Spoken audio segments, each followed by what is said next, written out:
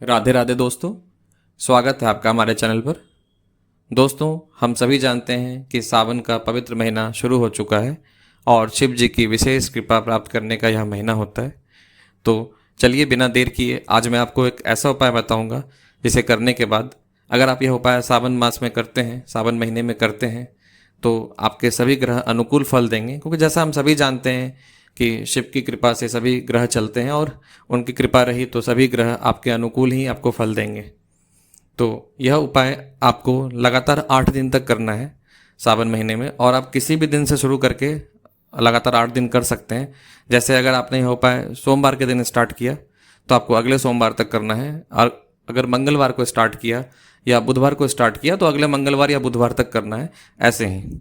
तो सबसे पहले शुरू करते हैं सोमवार से। मान लीजिए आपने यह उपाय सोमवार से स्टार्ट किया, किसी भी सोमवार से सावन महीने में, तो आपको करना क्या है, एक 11 बेलपत्र लेने हैं।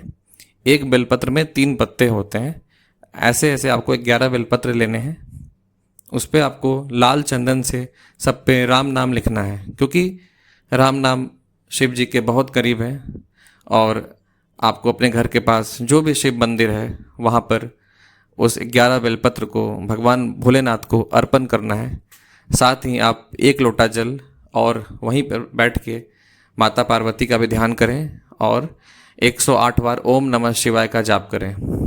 फिर अगले दिन मंगलवार के दिन आपको शिव मंदिर में एक कागज़ पे लाल कलम से अपनी कोई भी एक इच्छा लिखनी है, और उसके बाद उस कागज़ को शिवलिंग पे अर्पित करना है। साथ ही मंगलवार के दिन आप अनार का एक फल और कोई भी लाल फूल आप शिवलिंग पे अर्पित करें, साथ ही 1 लोटा जल, और फिर वही प्रक्रिया दोहराएं। माता पार्वती का ध्यान करें और 108 बार ओम नमः शिवाय का जाप करें।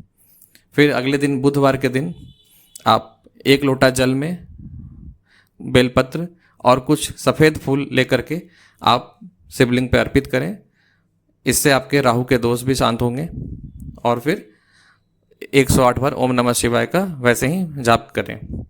गुरुवार के दिन आप पानी में 1 लोटा जल में थोड़ी हल्दी डाल दें, या फिर कच्ची हल्दी भी आप ले सकते हैं, और साथ ही 1 सेब का फल या फिर 3 केले आप शिवलिंग पे अर्पित करें और भगवान भोलेनाथ से अपने अच्छे भाग्य के लिए, अच्छे स्वास्थ्य की प्रार्थना करें, और 108 बार ओम नमः शिवाय का वैसे ही जाप करें।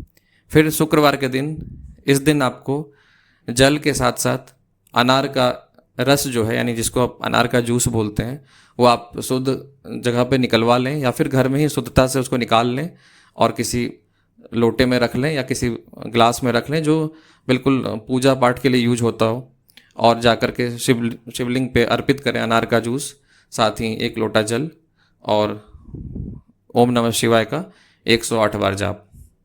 फिर शनिवार के दिन आप पानी में काले तिल मिला के आप शिवलिंग पर अर्पण करें। साथ ही एक मिट्टी के पात्र में, यानी कि मिट्टी के बर्तन में थोड़ा सा सरसों का तेल आप ले लें।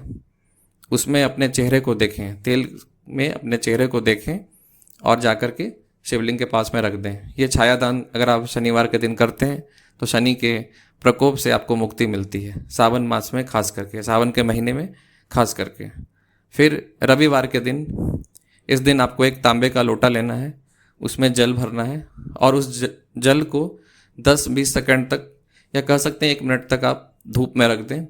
अगर धूप नहीं हुआ है, बारिश हो रही है, तो आप पूरब दिशा में उस लोटा को रख दें और मन ही मन भोलेनाथ का ध्यान करें ताकि सूर्य की किरण उस पर पड़े, ऐसा आपको प्रतीत होना है। और फिर जाके उस जल को आप शिवलिंग पर अर्पण करें। इससे सूर्य के दोषों से भी आपको मुक्ति मिलेगी और आपके जीवन में खुशहाली आएगी। तो और फिर जो सोमवार आएगा, फिर सोमवार को यह उपाय जो बेलपत्र वाला था, 11 बेलपत्र और शिवलिंग पे जल और 108 बार ओम नमः शिवाय का जाप, आप ये जब कंप्लीट आपका ये हो जाएगा 8 दिन का, तो उसके बाद आप मन ही मन भोलेनाथ से अपनी जो भी समस्या है, जो भी इच्छा है वो बोलें। आप देखेंगे आपकी सारी इच्छा पूरी होगी, और यह एक पूरी तरह से एक सर्कल बन चुका होगा जिसमें सभी ग्रह आपकी उस इच्छा को पूरी करने में लगेंगे, और निश्चित ही आपके जीवन में शांति और खुशहाली आएगी।